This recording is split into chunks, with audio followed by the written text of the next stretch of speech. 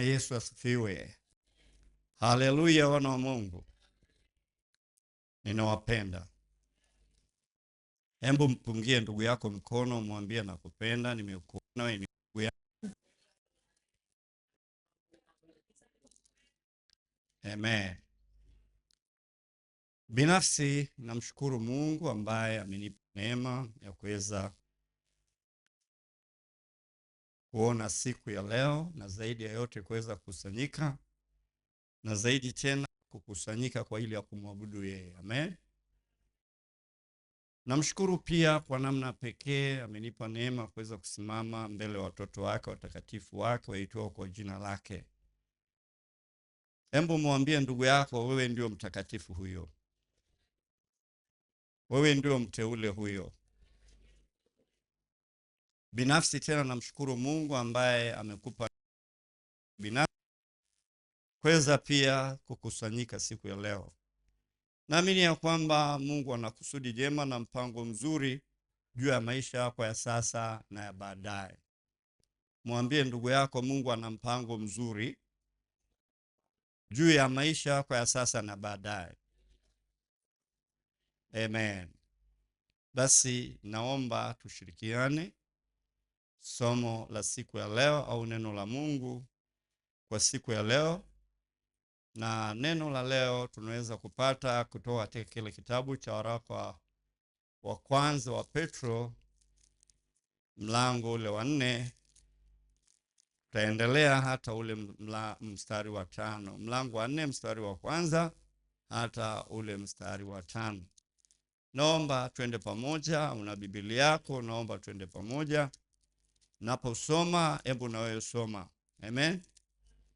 Wewe ambaye labda una Biblia hujui kusoma, hebu hakikisha ya kwamba unakaa vizuri sana uweze kusikiliza Mungu anasema nini kabla sijaanza kufundisha, maana nitafundisha na nitahubiri umumu.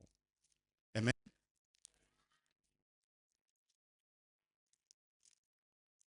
Hebu naomba twende pamoja. Fungua kitabu kile cha waraka wa kwanza wa Petro, mlango ni ule wa 4, mstari ni ule wa kwanza hata ule mstari wa 5. Na nitaomba nikupe kichwa cha somo. Kichwa cha somo ndio itabeba ujumbe wetu wa siku ya leo wote. Kichwa cha somo kinasema, tambua wewe ni wakili, hivyo inakupasa uwe mvumilivu. Tambua wewe ni wakili wa Mungu, hivyo inakupasa uwe mvumilivu. Bwana Yesu asifiwe. Naomba nisome maandiko.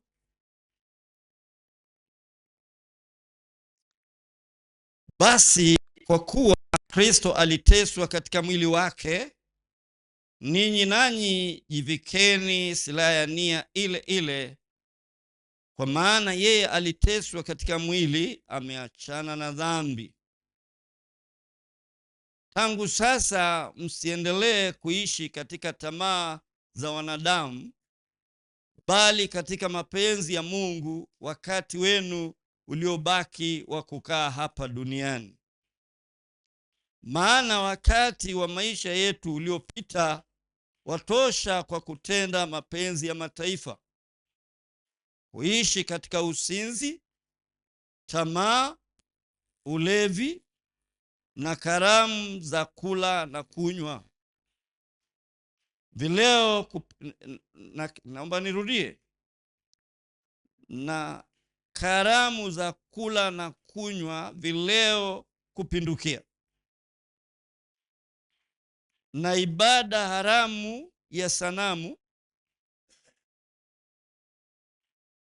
mambo ambayo wao huona kuwa ni ajabu ya ninyi kutokwenda mbio pamoja nao katika ufisadi ule ule usio na kiasi, wakiwatukana. Nao watatoa hesabu kwake yeye aliye tayari kwa hukumu walio hai na walio kufa. Bwana Yesu, nalibariki jina lako kwa ile asubuhi ya leo, na nakushukuru kwa ajili ya kusanyiko hili takatifu ulolinunua kwa damu yako thamani. Nakushukuru kunipa neema kusimama mbele yao Bwana, nikitumika nikiwa kwa mafuta wako, ili kulinena neno lako masikioni mwetu asubuhi ya leo. Asante Mungu uliye mwema, kwa Roho yako Mtakatifu ambaye ndiye pekee mwalimu na kiongozi mkuu. Naomba Mtakatifu, fungua macho na masikio ya ndani mwa kila mmoja aweze kusikia, kuelewa na kupokea kutoka kwako. Nitumie chako Bwana sawa sawa na mapenzi, kwa jina amen. Amen. Basi ndugu zangu, kama tulivyosikia maandiko yanavyosema, na kama tulivyosikia pia kwa habari ya kichwa cha somo, naomba tuende pamoja ili tuweze kuelewa nini Mungu anazungumza na sisi asubuhi ya leo na mchana wa leo. Amen. Somo hili nimekipa kichwa cha somo kinachosema tambua wewe ni wakili, hivyo inakupasa uwe mvumilivu. Zungumzia kidogo habari ya kichwa cha somo. Kwa nini kakipa kichwa cha somo kinachosema hivyo? Ni vizuri wewe mwana wa Mungu utambue ya kwamba baada ya kuokoka, Mungu alikuokoa na akakuweka kwa muda uliobaki wewe kuwekwa hapa ulimwenguni kuwa wakili wake.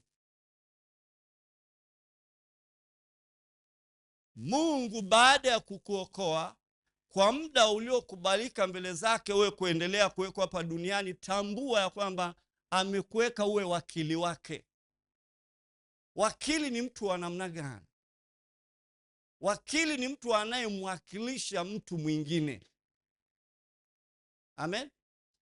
Anayemwakilisha kwa kusema, anayemwakilisha kwa kupeleka ujumbe, anayemwakilisha kwa kumtetea.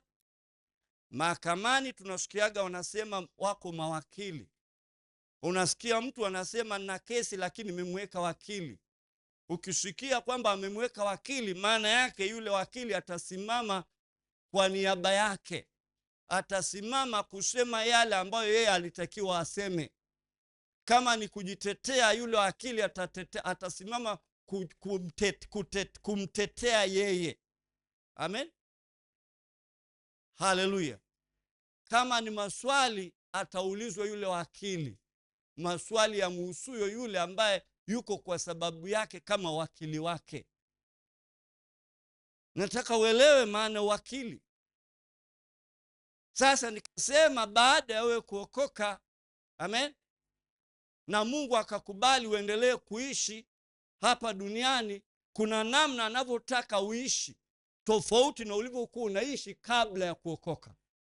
Na kwa nini anataka uwe hivyo? Anataka kwa sababu amekubali kukuweka uwe wakili wake kwa muda ambao utaendelea kuishi baada ya kuokoka. Haleluya. Haleluya. Na pia amekuweka kwenye neema yake. Amen. Ukiangalia ya maandiko kwenye Biblia inayosoma, anasema mawakili wema na neema ya Mungu. Mawakili wema na neema ya nani? Ya Mungu. Maana yake kwamba wewe ni wakili mwema kabisa. Amen. Mungu amekuweka na anakuona ni wakili unayestahili na ni wakili mwema. Amen. Haleluya. Haleluya. Na bado pia amekupa neema. Hajakuweka tu uwe wakili na kukuacha. Kuna neema amekupa. Neema ni nini? Neema ni aina ya uwezesho wa Mungu. Amen. Bwana Yesu asifiwe sana. Bwana Yesu asifiwe sana. Ni uwezesho wa kimungu, ni uelewa wa kimungu. Hivyo tunaposema uwezesho, kama wakili, kuna namna Mungu amekupa uweza wa kwake wa kukuwezesha kuwa wakili kama alivyotaka uwe wakili, au amekupa uwezesho wa kukuwezesha kusimama kufanya yale ambayo anataka uyafanye. Kwa hiyo hajakuacha tu baada ya kukuchagua wakili, bado amekupa neema yake, neema ya kukuwezesha kufanya kama anavyotaka yeye. Haleluya. Na amekupa neema ya kujua yale ambayo wengine hawajui, ili uweze kumwakilisha vyema kama mtu mwenye uelewa tofauti na wale ambao uko katikati yao, ukimtetea Mungu na ukifanya wakili wa Mungu. Amen. Bwana Yesu asifiwe sana. Nataka nizungumzie kidogo hiyo neema, kwamba Mungu baada ya kufanya wakili hajakuacha hivi hivi. Kuna neema yake juu yako. Sifiwe. Haleluya. Sasa tutoke kwenye kichwa cha somo, tuje sasa kwenye neno la Mungu analotuagiza. Tunaona anaagiza kwa kwanza na neno basi. Basi. Anaposema basi, maana yake kuna mambo ambayo tayari amefanya kwenye maisha yako ya kukuwezesha kuenenda sasa kama anavyokuagiza. Kuna mambo ambayo amefanya kwenye maisha yako ya kukuwezesha sasa kufanya kama anavyokuagiza. Ndio maana anaanza na neno basi. Na hii basi mara nyingi ameanza nayo katika kila agizo analoagiza. Ukiangalia kitabu kile cha waraka wa kwanza wa Petro mlango wa 2 mstari wa 1, anapotaka kutuepusha na uovu, anaanza kwa kusema basi wekeni mbali uovu wote, hila yote, usuda yote, unafiki na masingizio. Kama alivyokuambia ametupa neema, anaposema basi wekeni mbali uovu wote, maana yake kuna kitu amefanya ndani yetu ya kutufanya tuweze kweli kuweka mbali uovu. Amen. Na hata hapa sasa anapoanza kwa neno basi, anaanza kwa kusema basi kwa kuwa Kristo aliteswa katika mwili wake, ninyi nanyi jivikeni silaha ya nia ile ile.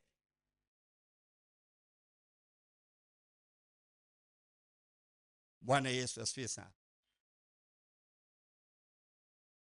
Kwa maana yeye aliteswa katika mwili, ameachana na dhambi. Nini anachozungumzia hapa?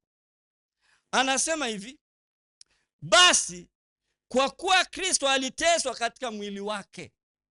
Anakupa picha kupitia yule anayekuagiza au yule ambao unakuwa wakili wake.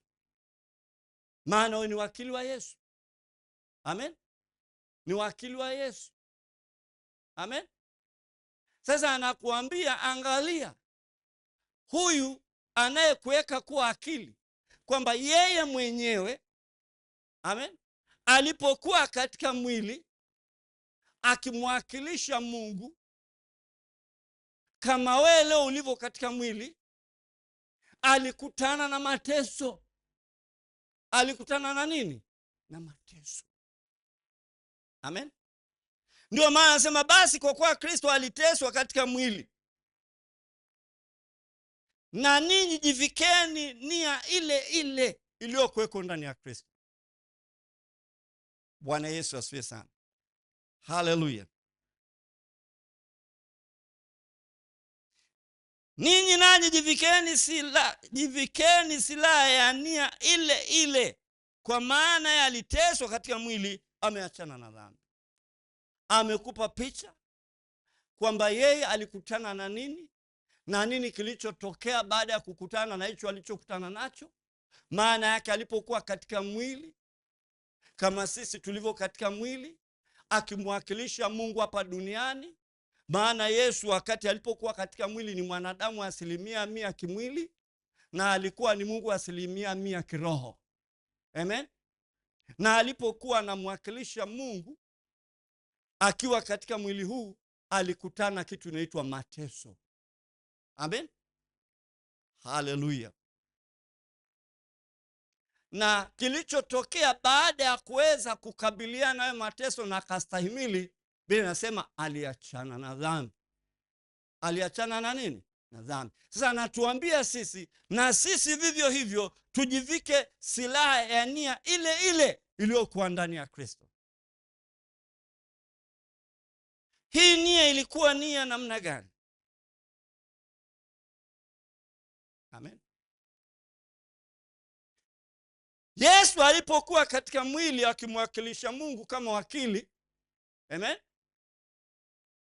akimwakilisha Mungu katika mwili, nia yake katika kila alilolifanya, nia yake ilikuwa ni kumpendeza Mungu.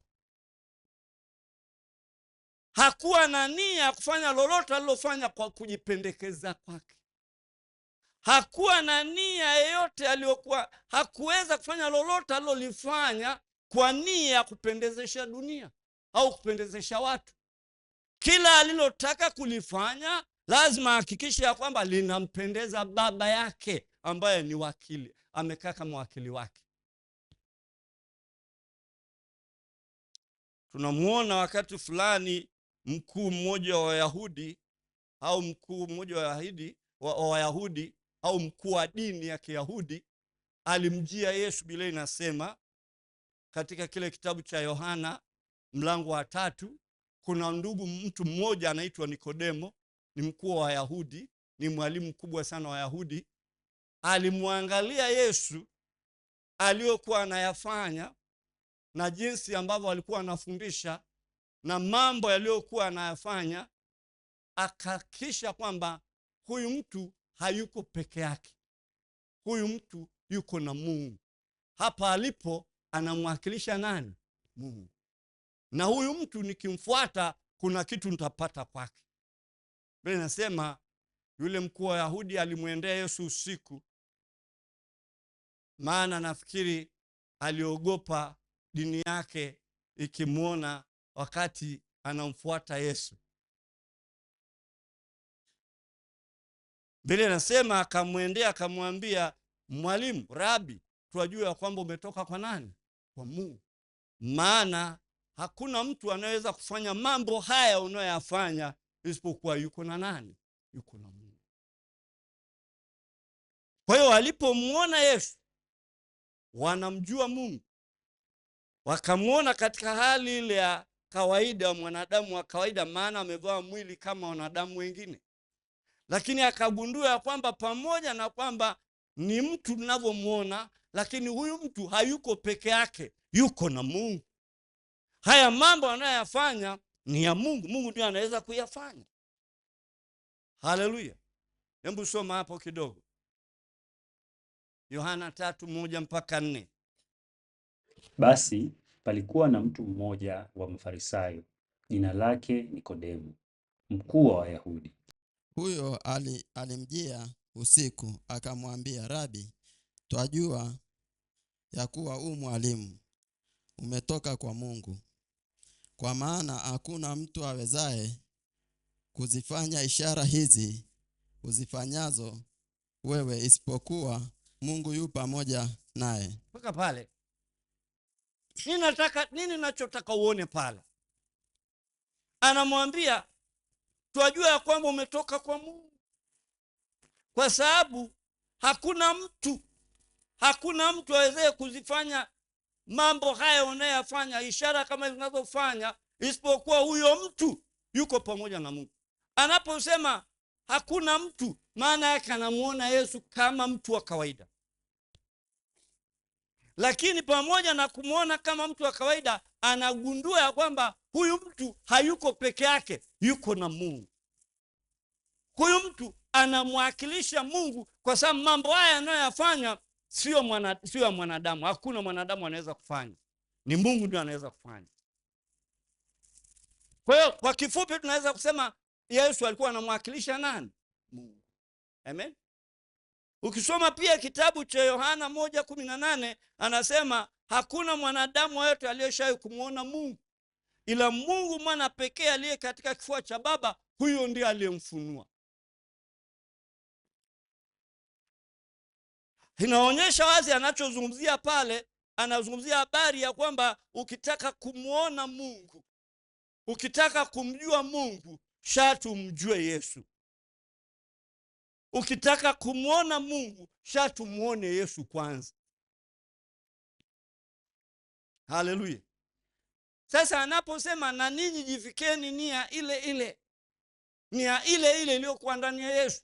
Yesu alipokuwa anamfunua Mungu, na sisi natakiwa kwenye maisha yetu tumfunue Mungu. Tumfunue Mungu. Bwana Yesu asifiwe sana. Haleluya. Na katika kumfunua Mungu, kama maandiko yanavyosema, kuna maeneo tutayapitia. Tutakutana na mateso kama Yesu naye alivyokutana na nini? Na mateso wakati walikuwa anamfunua nani? Mungu. Na kama Biblia inavyosema kwamba Yesu katika maisha yake alipokuwa katika mwili hajawahi kutenda dhambi.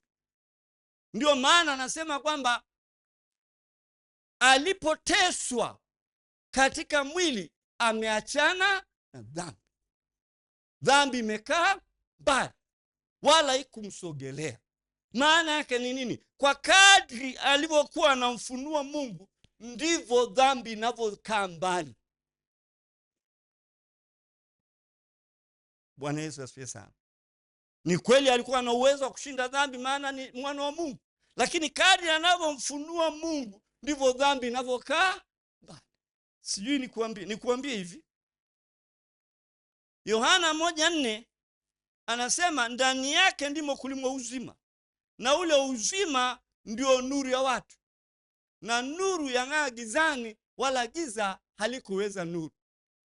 Yaani hapo anazungumzia jinsi Mungu anavyojifunua ndani ya mtu. Kiwango kile kile anachojifunua ndani yako ndicho kiwango cha kuweka giza mbali, ndicho kiwango cha kumweka shetani mbali. Yaani ule uelewa unaoupata, ule ufahamu unaoupata, ndio uwezo wa kuweka mbali kama ni dhambi, kama ni nguvu za giza, kama ni mapepo, kama ni kazi ya shetani, ndivyo unavyoweka mbali. Na maana gani ninapozungumzia haya? Nazungumzia haya kwa maana ya kwamba tunapomtumikia Mungu kama Mungu anavyoagiza, tunavyoliishi neno kama Mungu anavyotaka tuliishi neno, ndivyo shetani anavyokosa nguvu ya kutuweza. Kama anavyosema nuru yang'aa gizani, wala giza halikuweza nuru. Unanielewa? Ndivyo tunavyozidi kushinda zaidi ya kushinda. Si kana kwamba hatukutani na vita, si kana kwamba hatukutani na mateso. Maana hapa anasema kama Yesu alipoteswa, nasi tujivike nia ile ile. Kwa maana kwamba tunapofunua Yesu, tunaposimama kwenye kusudi la Mungu, mateso yatakuja. Na tunajifunza kwamba ni mateso gani tunayotahadharishwa nayo hapa. Tuelewe ili tunapokutana nayo tusiwe na mashaka. Tuendelee kumtukuza Yesu na tuendelee kumfunua nani? Yesu, na tuendelee kusimamia ile nia iliyokuwa ndani ya nani? Ya Kristo. Na nikasema nia iliyokuwa ndani ya Kristo ni nia ya kumpendeza Mungu. Kwa hiyo tutakapokutana na mateso, tuhakikishe ya kwamba tunaimarika katika nia ile ile ya kutenda mapenzi ya Mungu, yaani ya kutenda yale yanayompendeza nani? Mungu. Tuko pamoja? Haleluya. Hebu tuende sasa kidogo mbele. Anasema ya kwamba tangu sasa msiendelee kuishi katika tamaa za wanadamu, bali katika mapenzi ya Mungu wakati wenu uliobaki wa kukaa hapa duniani. Nini anachokisema? Kumbuka nilizungumzia habari ya neema sasa ile, kwamba ni uwezesho wa kimungu. Tuko pamoja eh? Anasema hivi, tangu sasa msiendelee kuishi katika tamaa za wanadamu. Hii ina maana ya kwamba roho ya tamaa ipo. Amen. Roho ya tamaa ipo na inafanya kazi.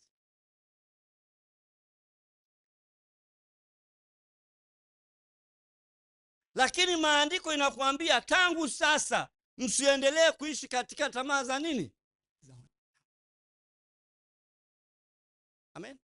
Roho ya tamaa ipo na inafanya kazi ndani ya wanadamu kama wewe. Si upo kwenye mwili? Lakini wewe uliyeteuliwa kuwa akili wa Mungu, wewe ambaye Mungu ilimpendeza akuweke hapa duniani ili umfunue, anakuambia kwamba wewe usiendelee kuishi katika tamaa za nini? Za wanadamu. Ikiwa na maana ya kwamba una uwezo wa kushinda tamaa za wanadamu. Unanielewa? Nilikwambia roho ya tamaa ipo. Lakini wewe uliyechaguliwa, wewe akili, una uwezo wa kushinda zile tamaa za wanadamu. Tamaa za wanadamu zipo na zinafanya kazi. Unanielewa? Bwana Yesu asifiwe. Lakini wewe uliyechaguliwa kwa akili, una uwezo wa kushinda zile tamaa za wanadamu. Ndio maana waambia tangu sasa msiendelee kuishi katika tamaa za nini? Za wanadamu. Kwa nini? Utakapoishi katika tamaa za wanadamu, utashindwa kufanya wakili Mungu aliokuweka wakili. Utashindwa kumwakilisha Mungu. Kwa lazima uamue ya kwamba sintaishi tena katika tamaa za wanadamu, kwa sababu nimeelewa mimi ni wakili wa Mungu. Haleluya. Haleluya.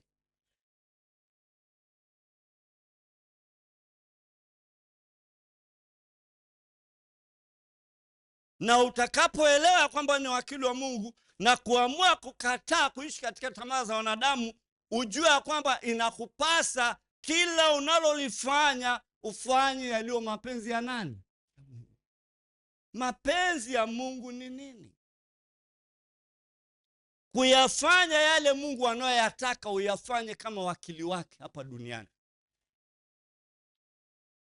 Amen.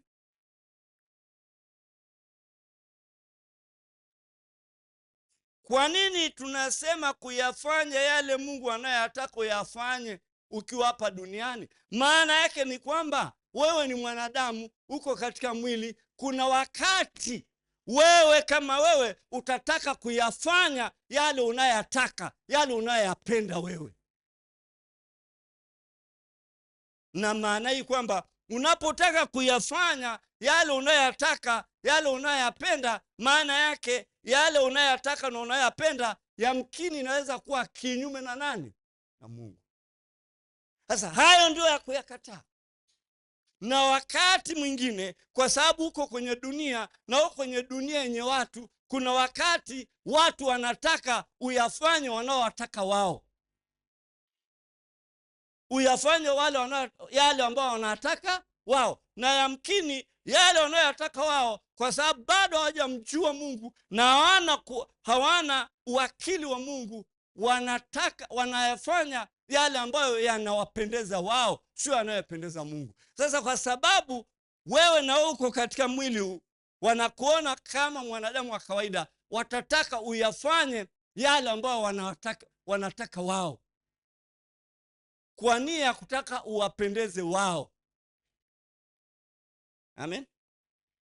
Sasa ukivutwa ukafanya yale ambayo wanataka wao wayatende, maana yake utakuwa umetoka kwenye kutenda ya Mungu, unatenda mapenzi ya wanadamu. Na ukijikuta umevutwa ukatenda yale ambayo nafsi yako inapenda, nafsi yako inataka, utakuwa umetoka kutenda mapenzi ya Mungu, umetenda mapenzi ya wanadamu, maana hata wewe ni mwanadamu.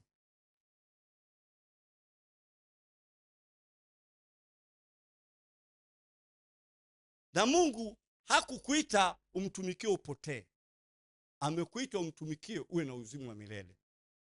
Na utakapotumikia mapenzi yako badala ya mapenzi ya Mungu. Nimesema mapenzi ya Mungu ni kuyafanya yale Mungu anayotaka. Naposema unapotumikia mapenzi yako, maana yake unapotumikia yale unayotaka wewe, unayoyapenda wewe kwenye nafsi yako.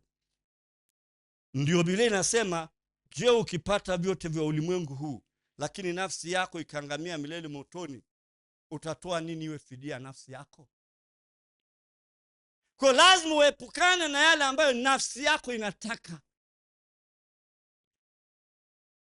Amen. Hivi nafsi ni nani? Tukitaja nafsi, nafsi ni yule mtu binafsi. Amen. Mtu mwenyewe. Mungu ametumba kwa sura yake na mfano wake. Tuko pamoja? Lakini kuna ile sehemu ya mtu kama mtu. Ndio maana mara nyingine mtu unaweza kukuta mtu mwingine anakosana mwingine, anamwambia, hivi unanijua mimi? Unanijua mimi? Basi mimi nimesema. Anapiga kifua akionyesha kuna mtu ambaye anasema ndani yake, na mara nyingine huyo mtu anayesema anaenda kinyume na Mungu. Lakini ameamua kusema mimi nimesema. Sasa yule anayesema ni yule mtu mwenyewe. Na nielewa. Sasa huyo mtu ni hatari sana. Lazima huyo mtu afe kwa sababu ya Kristo. Amen. Afe kwa sababu afe kwa mambo ya dhambi, awe hai kwa mambo ya haki. Mambo ya haki maana kutenda mapenzi ya nani? Ya Mungu.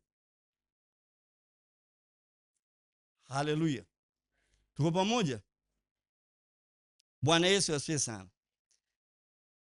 Anasema, bali katika mapenzi ya Mungu wakati wenu uliobaki wa kukaa hapa duniani.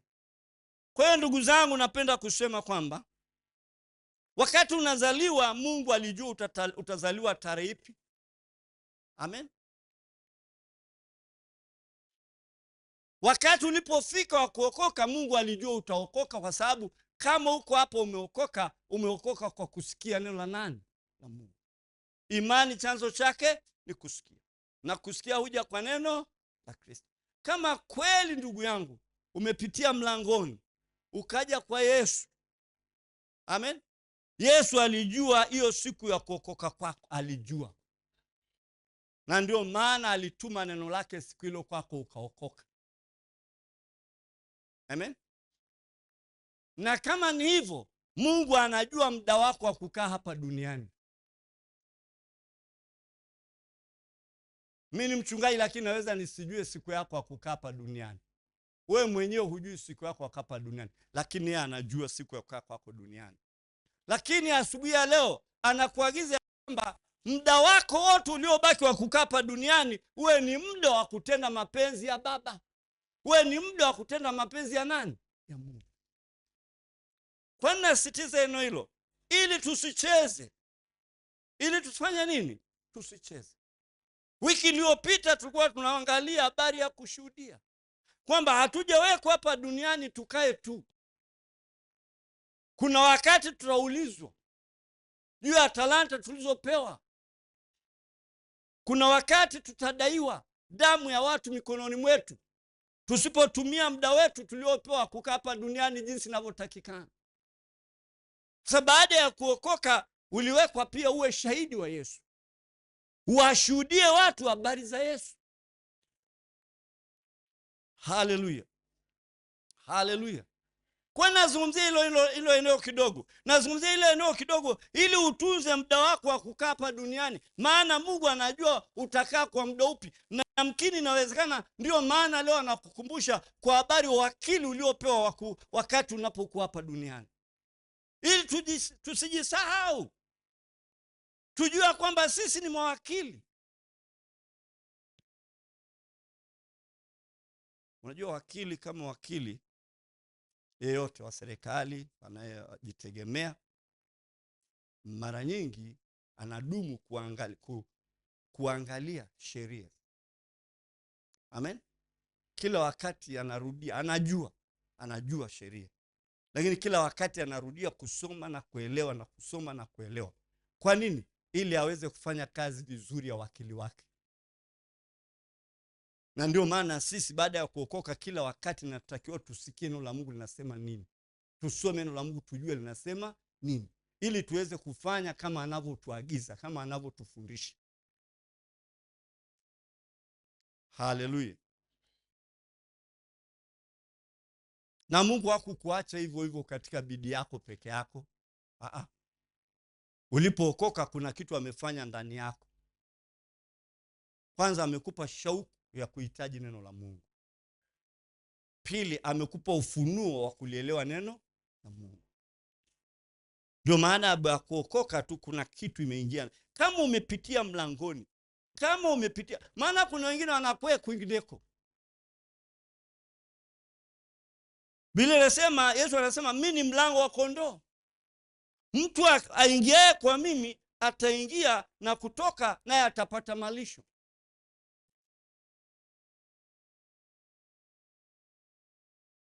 Roho Mtakatifu anataka nigusie hilo eneo kidogo. Swala la kumjua Mungu haiji kwa kutumia akili zetu. Kuna watu huko duniani wana akili nyingi, wana hekima nyingi, lakini akifika kwenye neno la kumjua Mungu haipo. Swala la kumjua Mungu ni Mungu mwenyewe anajifunua ndani ya mtu. Ndio maana Yohana 1:9 anasema kuna nuru halisi amtee nuru kila mtu akija katika ulimwengu. Nuru anayesemwa ni Yesu. Yesu anasema mimi ni nuru ya ulimwengu.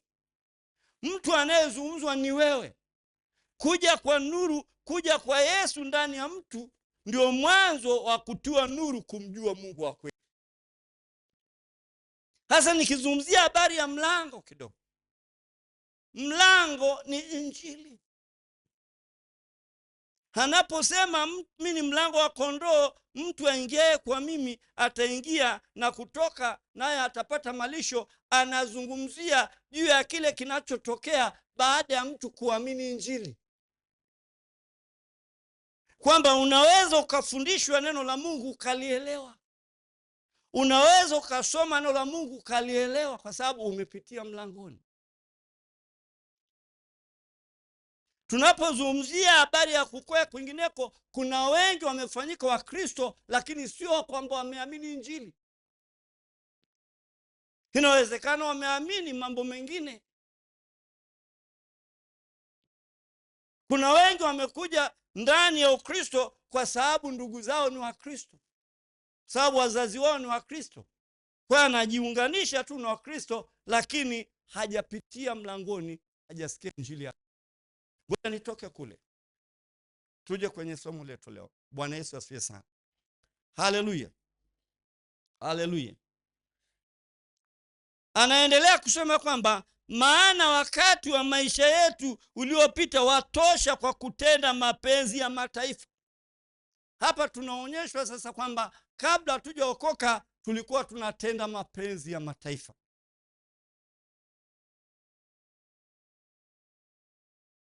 Amen. Mataifa ni watu wa namna gani? Ni watu ambao hawajafanyika wanafunzi wa Yesu au hawajamwamini Yesu. Tuko pamoja? Kwa maana nyingine, ulikuwa unatenda yale ambayo wanadamu wanapenda, wanadamu wanataka. Amen. Ikiwa na maana kwamba baada ya kuokoka haitakiwi tena uangalie watu wanataka nini. Inatakiwa uangalie Yesu anataka nini. Mungu anataka nini? Anataka nifanye nini katika maisha yangu? Mungu anataka nifanye nini? Na ndio asubuhi ya leo na mchana leo tunajifunza ya kwamba baada ya kuokoka tumefanyika wakili wa nani? Wa Yesu. Mungu anataka umwakilishe ukiwa hapa duniani. Na kumwakilisha ni kuhakikisha kwamba unayafanya yale anayotaka yeye. Na ukijaliwa kufanya yale anayotaka yeye, kadri unavyofanya anavyotaka yeye ndivyo unavyoongezewa ili uweze kufanya yale anayotaka yeye. Bwana Yesu asifiwe sana. Haleluya.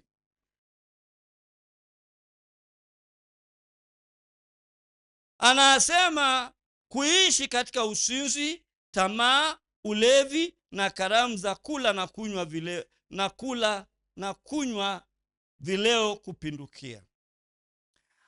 Anakuonyesha yale ambayo yanatendeka ndani ya mataifa, ambayo sisi tukishaokoka haitupasi tuyafanye hayo tena. Anaanza kwa neno usinzi. Usinzi umejigawa mara mbili. Amen. Kuna usinzi wa kumtumikia Mungu asiye Mungu wa kweli. Amen. Na kuna usinzi kama tunavyoelewa maana usinzi. Hilo tumetahadharishwa kwamba tunapookoka hayo mambo hayatakiwi yawe ndani ya maisha yetu. Kwa pamoja. Na wakati natakiwa yasiwe ndani ya maisha yetu, yako huko nje. Yako huko nje. Na yako katikati ya watu yako ndani ya watu tulio katikati yao. Amen.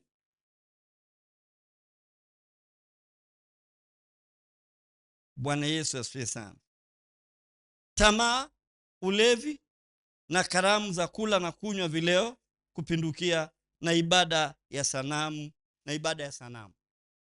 Sasa kama nilivyotangulia kusema kwamba tunapookoka tu, Biblia inatuambia tuweke mbali uovu wote.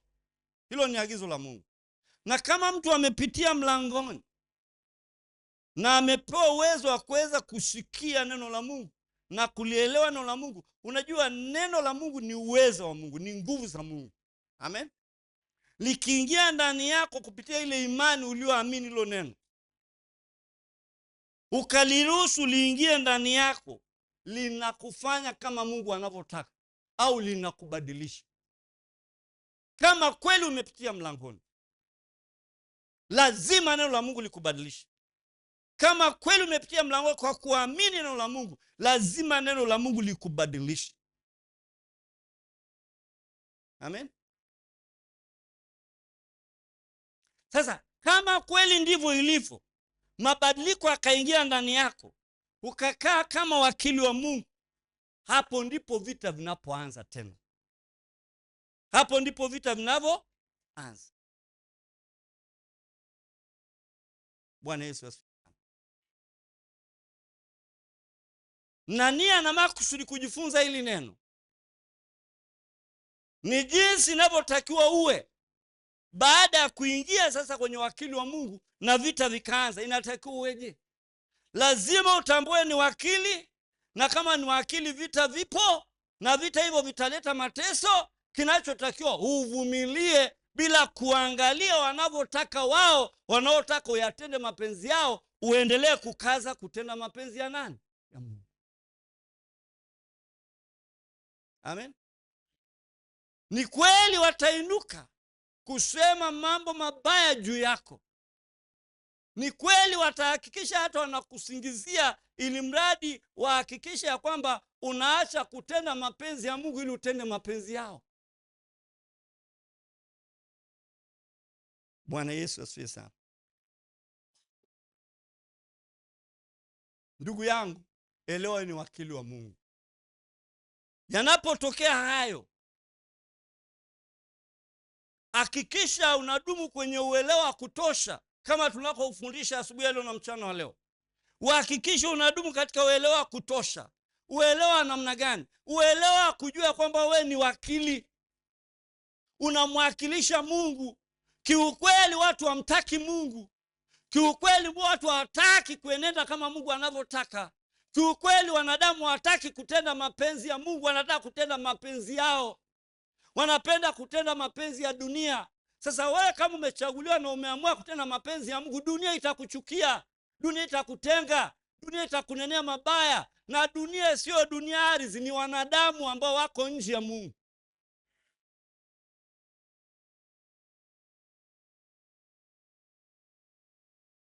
Uwezekano ni mkubwa wa kutengwa. Uwezekano ni mkubwa wa kudharauliwa. Ati na unadharauliwa tu kwa sababu umeamua kumpendeza Mungu. Kwa sababu umekataa kupendezesha dunia, unadharauliwa. Maana wanadamu wanachotaka wao, wanachoona ni dunia. Na Biblia inasema dunia itapita na mambo yake. Labda tusome andiko kidogo. Hebu mmoja afungue waraka wa kwanza wa Yohana mlango wa 2 mstari wa 16 hadi 17. Mwingine aende Efeso 2:2-3, 2:2-3 na Tito 3:3. Hebu twende mara moja. Amen. Tasoma kama ilivyoandikwa. Waraka wa kwanza wa Yohana mlango wa 2 mstari wa 16.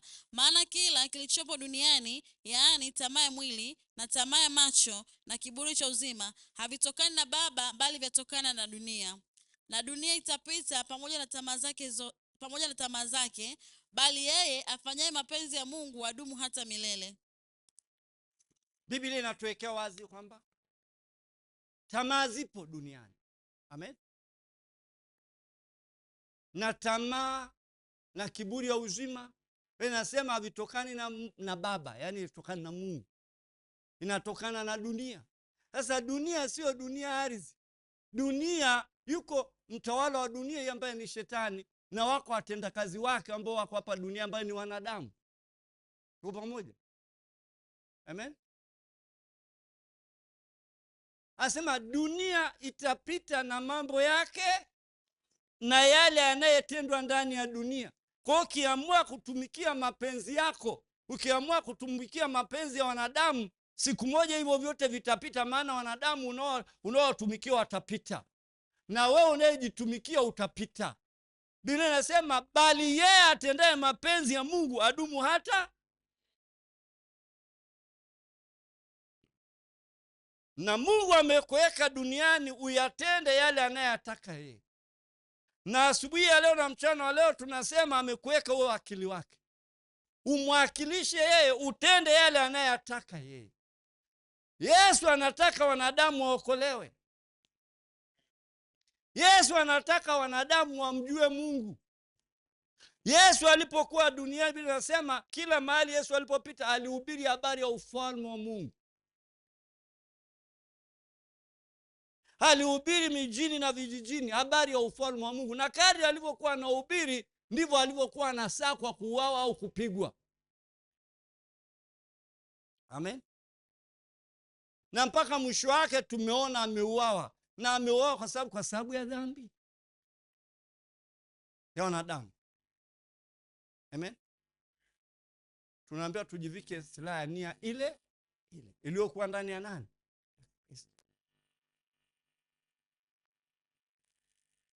Umewekwa kwa akili, hakikisha ya kwamba unafanya kile Mungu alichotaka ufanye. Tenda mapenzi ya Mungu. Bali yeye atendaye mapenzi ya Mungu adumu hata. Bwana Yesu asifiwe. Haleluya. Efeso 2:2-3 mpaka 4 soma. Ambao zamani sisi sote nasi tulienda kati yao katika tamaa za miili yetu, tulipoyatimiza mapenzi ya mwili na ya nia, tukawa kwa tabia yetu watoto wa hasira kama wengine wote. Tuko pamoja? Mstari wa ngapi? Wa 3 Hebu anza tena. Ambao zamani sisi sote nasi tulienda kati yao katika zamani zipi? Kabla hujaokoka. Tulienenda kati yao, tulitenda kama walivyokuwa wanatenda wengine ambao hata leo hawajaokoka. Tuko pamoja? Ikiwa na maana baada ya kuokoka lazima tubadilike. Lazima tubadilike. Tusitende tena kama dunia inavyotaka. Tusitende tena kama nafsi zetu inavyotaka. Tuko pamoja? Bali tutende yale Mungu anayoyataka. Tuko pamoja? Endelea. Ambao zamani sisi sote nasi tulienda kati yao katika tamaa za miili yetu, tulipoyatimiza mapenzi ya mwili na ya nia. Unaona, tulipotimiza mapenzi ya mwili na ya nini? Bwana Yesu asifiwe. Kabla hatujazaliwa mara ya pili na kupewa akili huu, kabla ya kuzaliwa mara ya pili, tulikuwa tunapenda kutenda mapenzi yetu, mapenzi ya mwili. Yale Kile inachotaka mwili tunaipa tu. Kama ni usinzi tunaipa tu. Kama ni ulevi tunaipa tu. Kama ni tamaa, unabali ile tamaa ikutawale tu. Kila kitu unatamani bila kujali kwamba yale unayatamani kinyume na Mungu. Hujali, maana ulikuwa umjui Mungu. Haleluya. Unaipa mwili kila inachotaka. Tunapookoka sivyo. Mwili ikiwaka tamaa zake, una uwezo wa kustopisha mwili na tamaa zake. Kwa nini? Unaye Yesu ndani yako. Yesu ni yupi? Ni hili neno unalofundishwa.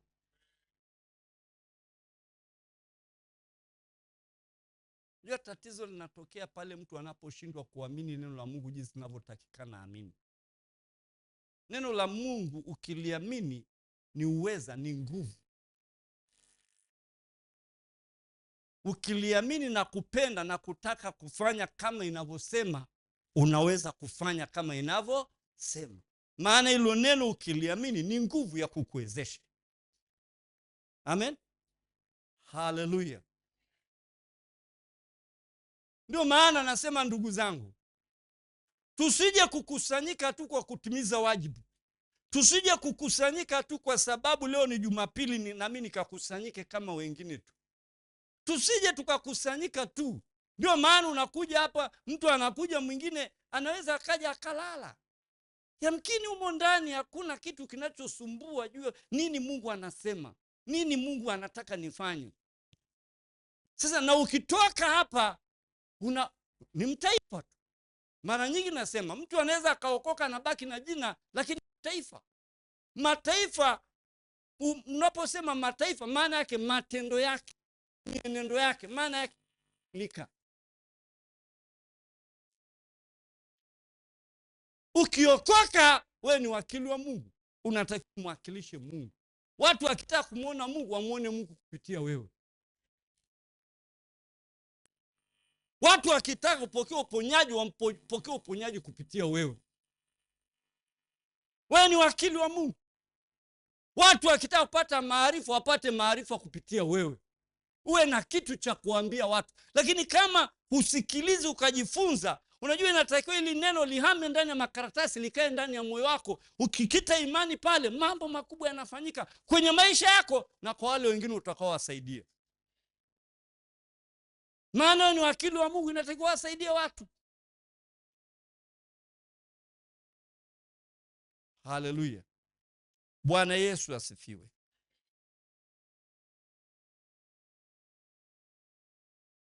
Kwa hiyo hapo anatuonyesha jinsi tulivyokuwa kabla. Halafu anatuonyesha pia kwamba kabla hatujaokoka, kwa sababu tulikuwa na nia ya kutenda mapenzi yetu, kuna roho iliyokuwa inatuwezesha.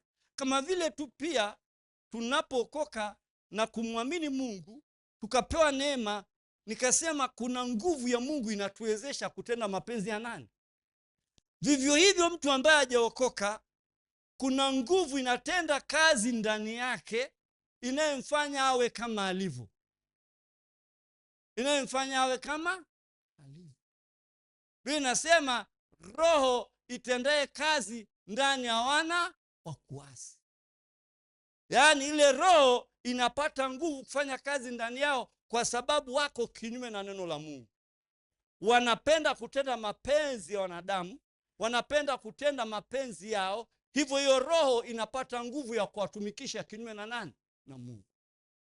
Na ndio maana na sisi baada ya kuokoka inatakiwa tuangalie sana kuhakikisha ndani yetu nia yetu na kutaka kwetu ni kutenda mapenzi ya nani? Ya Mungu.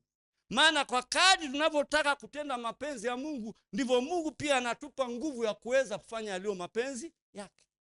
Kama vile kule duniani wale wanavyotaka kutenda mapenzi ya mataifa, kufanya yale wanadamu wanapenda, kufanya anayopenda wao, nguvu ya shetani inafanya kazi ndani yao kuwaendesha kinyume na Mungu, kuwaendesha shetani anavyotaka tofauti na Mungu anavyotaka. Unanielewa? Haleluya. Kwa hata kama umeokoka lakini ndani kaingia nia kutaka kupendezesha wanadamu, na hasa kwenye eneo hili la ibada haramu, unakuta mtu ameokoka Mtu ana ibada zake ambayo ni ibada iliyo nje ya neno la Mungu. Unanielewa? Biblia inasema, Yesu anamwambia yule mwanamke pale kisimani, Mungu anawatafuta waabudu halisi watakao muabudu katika roho na kweli. Kwa pamoja. Unajua, chochote unachosikia ukaamini inavyosema hicho ulichosikia, ukatenda kama inavyosema, huyo ndio Mungu wako. Maana sisi kuwa na Mungu wetu Yesu ni baada ya kusikia neno la Yesu, tukasikia anavyosema, tukaamua kutenda kama anavyosema, ndipo Yesu akakamilika ndani ya maisha yetu. Unajua, hili swala la kujazwa roho, kama mtu yuko mahali hapa hajajazwa Roho Mtakatifu, jichunguze kama umeokoka, kwa sababu Biblia inasema ili tujazwe roho.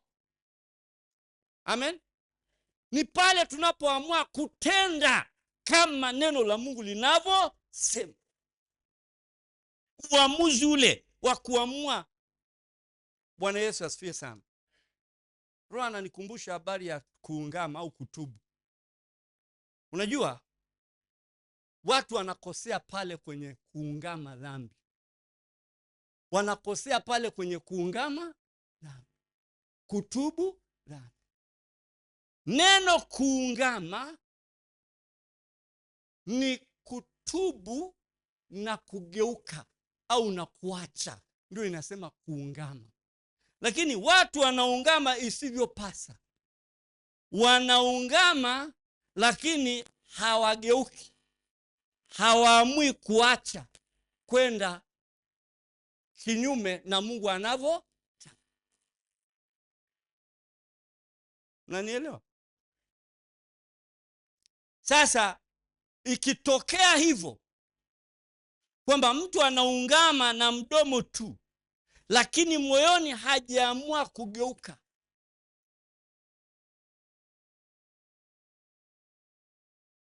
Bwana Yesu asifiwe, hajaamua kufanya nini? Kugeuka. Uwezekano wa kutenda kama Mungu anavyotaka haupo. Bwana Yesu asifiwe sana. Uwezekano wa kujazwa roho haupo. Basi Roho anakuja atuwezeshe kuyafanya yale Mungu anayataka. Unanielewa?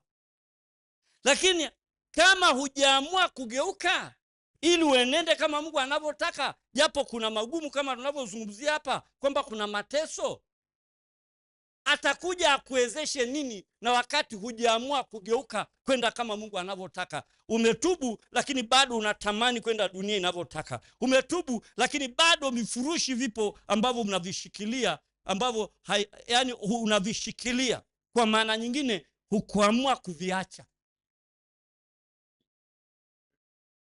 Roho atakuja.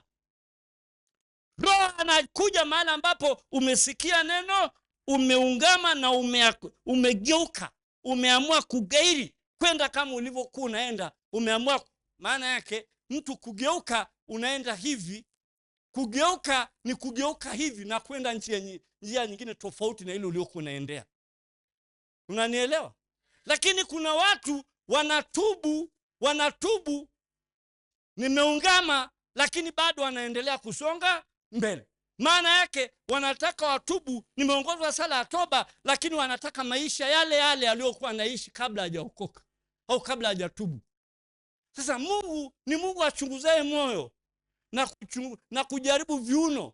Kujaribu viuno ni bidii ya kutaka kufanya kama yale Mungu anayetaka. Kuchunguza moyo aone nini iko ndani ya moyo. Lakini mtu anatubu lakini bado hajaamua kugeuka. Sasa atakupa roho nini?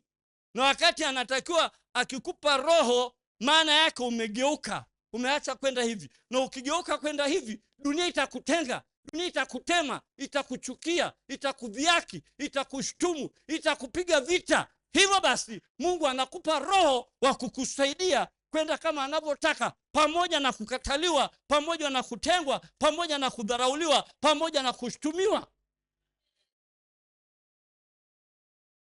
Ndio maana nasema wokovu hatuwezi wenyewe. Haleluya, haleluya. Kwa watu wanaungama lakini wanapenda dunia. Mtu anaokoka bado anapenda dunia.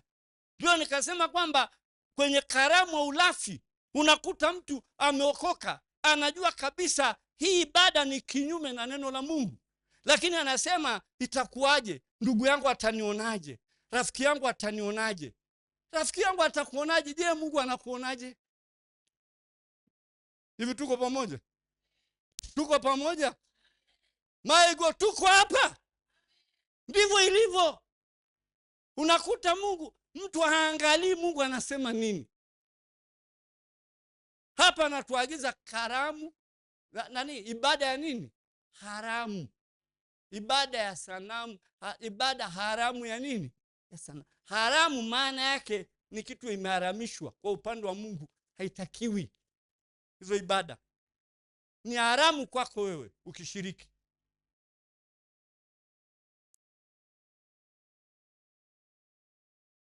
Hivi unanielewa? Unaelewa maana ya haramu?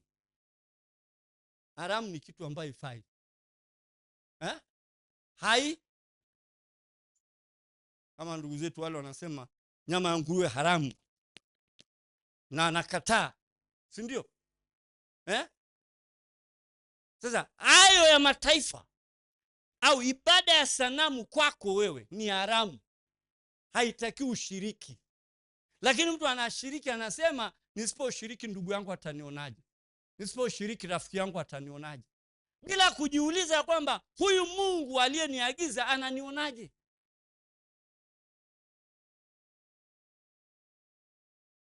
Na kitu anacholinda pale, nitatengwa na ndugu yangu, nitadharauliwa, nitakataliwa. Atakataa kunisaidia siku na mimi nitakapohitaji msaada. Ukifa kabla. Kuna ndugu mmoja alipata kichaa kabisa. Na bahati mbaya wakati anakimbia kwa kichaa chake akashikwa na walinzi, akapigwa, akavunjwa miguu yote. Alivyovunjwa miguu yote kapelekwa hospitalini. Pelekwa hospitalini, hospitalini ni mjeuri sana, kiasi kwamba wakachoka, wakaamua akamtoa kabla miguu haijaunga. Wakamleta nyumbani, wakamweka hapo nyumbani. Ni kichaa, yani naingia kwenye chumba chake, nguo hana nguo hata moja, na anajinyia hapo kila kitu. Kwa upendo wa Kristo nilimhudumia mpaka akapona kabisa kabisa kabisa. Na miguu ile iliyokuwa imepinda ikanyoka vizuri, na akawa anatembea vizuri, na kichaa kikaondoka. Lakini cha ajabu, baada ya kupata akili, na nimeendelea kusema naye neno la Mungu, akafika sehemu anasema, nimeambiwa mimi kwamba baba alisema hivi na hivi na hivi, siende kwenye kanisa la wale watu wa kulia. Halafu kitu kingine akasema, na hata sasa hivi nimeamua, kwa sababu nataka niwape watu chakula, kwa hiyo nimeamua kununua debe 2 ya nyuki, kutengeneza pombe kangara ile, ili niwape watu vya kwao. Nikamwambia, lakini mtu wa Mungu, hapo ulipo ulikuwa ujui ulipokuwa. Hivi ulijua ulikuwaje? Umeuliza ulikuwaje? Sasa aliyekuponya ni Mungu, na huyo Mungu inatakiwa umjue, maana kuna mema mengi mazuri anataka atende kwenye maisha. Biblia inasema ikiwa umeonja ya kwamba Bwana ni mwenye fadhili, muendee jiwe lo hai lokataliwa na damu, bali kwa Mungu ni jiwe teule lenye nini? Nikamwambia, kama umemjua kidogo huyu Mungu, bado unatakiwa umjue ili upate mazuri yaliyo ndani yake, kwa sababu yeye ndiye amekutoa mahali ulipokuwa. Ulikuwa huna akili, nilikuwa anakuja hapa kwako huna hata nguo moja, nilikuwa anakuja hapa kwako umejaza choo humu ndani kila mahali. Kwa nini namwambia hivyo? Namwambia hivyo ili angalau afike sehemu ya kujua kwamba alikuwa pabaya, Mungu amemtoa pabaya. kwa sababu sasa hivi ana akili.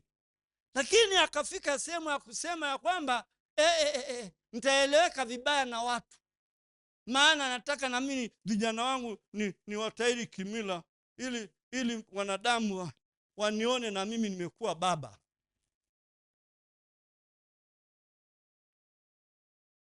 Nimeachana naye, nikakata huduma, na kila siku nilikuwa naenda pale, kila jioni naenda kufanya huduma, kila jioni nilikuwa naenda huduma.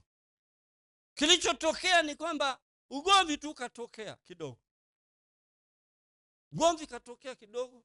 Kumbe tayari wakati alipokuwa akichaa, mke akabeba mimba ya jui, anagundua sasa, ugomvi kaanza. Akasema kwamba sasa nataka nijitibu mimi, haya mahindi niliyokuta anauza. Anasema anauza, au nao anasema tunauza ili tubatiziwe. Mambo yakagongana pale, vurugu. Kabla hajafanya kila alichokitaka yeye, vita vilivyoinuka, akaamua kuchukua kamba akajinyonga. Nini ninachotaka kusema pale? Hayo mauti yasingemfika, lakini kwa sababu baada ya kumwona Mungu alipenda kuwapendezesha wanadamu kuliko kumpendezesha Mungu ambaye ametenda mambo makuu kwenye maisha yake. Maana Mungu ametenda. Nini ninachojifunza kupitia ushuhuda huu? Ulipookoka kuna mambo Mungu ametenda kwenye maisha yako. Nilishangulia kusema kwamba mtu akiokoka kuna namna Mungu anampa shauku ya neno la Mungu. Mtu akiokoka kuna namna Mungu anampa ufahamu juu ya neno la Mungu. Ukifundishwa unaelewa, ukisoma unaelewa, tofauti na mtu ambaye hajafunguliwa. Na inawezekana kabla hujaokoka ulikuwa unateseka kwa namna moja au nyingine. Maana kuna watu kabla hawajaokoka wanateswa na roho ya mauti. Kuna wengine kabla hawajaokoka wanateswa na magonjwa. Kuna wengine kabla hawajaokoka hawana hata chembe ya amani wala furaha. Kabla hawajaokoka hawana matumaini. Lakini baada ya kuokoka umepata hivyo vyote. Hivyo vilivyovipata viangalie kwamba Mungu amekukirimia, si kwamba una akili sana akakupa hayo.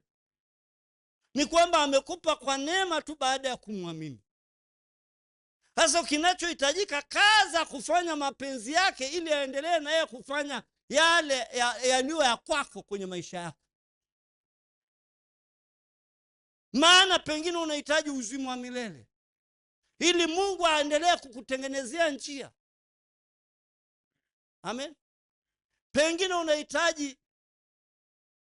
unahitaji mengi kwenye maisha yako. Huna nafasi tena baada ya kuokoka kwenda kwa agano.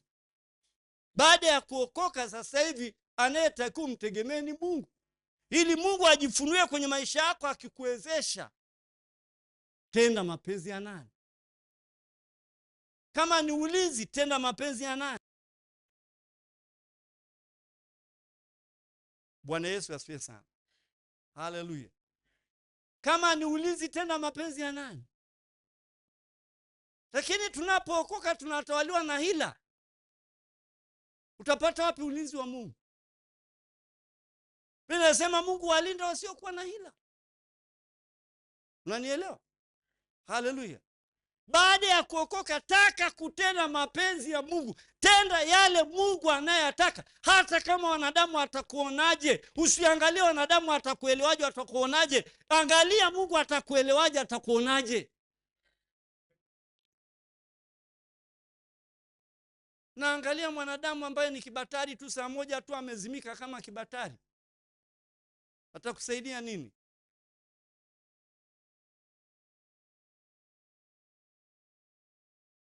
Bwana Yesu asifiwe sana. Angalia mtu Mungu atakuonaje, atakuelewaje. Tenda mapenzi yake. Acha nafsi inainuka. Utaonekaneje? Utasaidikaje? Utasaidikaje? Huyu ambaye alikuwa anajaribu kutaka kupendezesha wanadamu, wanadamu wamemsaidia, si ameondoka jumla? Bwana Yesu asifiwe sana. Haleluya. Unataka uzima wa milele, fanya mapenzi ya Mungu. Yohana 6 mstari wa 40 anasema, kwa kuwa mapenzi ya Baba yangu ni haya, kwamba kila mtu amtazamaye mwana na kumwamini awe na uzima, nami nitamfufua siku mwisho. Kila mtazamaye mwana na kumwamini. Mwana ni nani? Ni neno. Amen.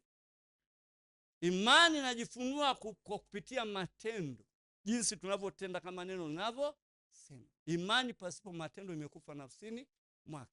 Naomba kumalizia kwa kusema, taka kutenda mapenzi ya Mungu wako. Acha kupendezesha dunia, acha kupendezesha mwili, acha. Nia mwili ni mauti. Wale wafuatao mwili hawawezi kumpendeza Mungu, wala hawawezi kutii, wala hawawezi kutii, kwa maana wazitii sheria za Mungu, na wala hawawezi kutii. Na wale wafuatao mwili wanatafuta mauti. Nia ya roho ni uzima na amani, nia ya mwili ni mauti. Na mwili ni vile vya mwili unavyotaka kupenda kutenda, yaliyo kinyume na neno la nani? Mtu wa Mungu, wewe ni wakili hapa duniani. Amen. Usijali kutengwa eti kwa sababu unamwakilisha Mungu, unatenda mapenzi ya Mungu. Usijali kudharauliwa eti kwa sababu wewe unatenda mapenzi ya Mungu. Usijali kuchukiwa eti kwa sababu wewe una mapenzi ya Mungu. Maana Biblia inasema, nanyi mtachukiwa na watu wote kwa ajili ya, kwa sababu ya jina la Yesu. Kwa sababu tu yale Yesu anayotaka utachukiwa. Usijali. Biblia inasema njia za mtu zikimpendeza Mungu atawapatanisha na maadui wake wote. Haleluya. Iko siku leo nilikuwa naangalia maandiko, nasoma andiko la mfalme mmoja Ben-Hadadi na Elisha. Bwana Yesu asifiwe sana. Alikuwa anamwinda Elisha, anasema atakata kichwa chake. Lakini kilichotokea baadaye huko mbele, aliugua.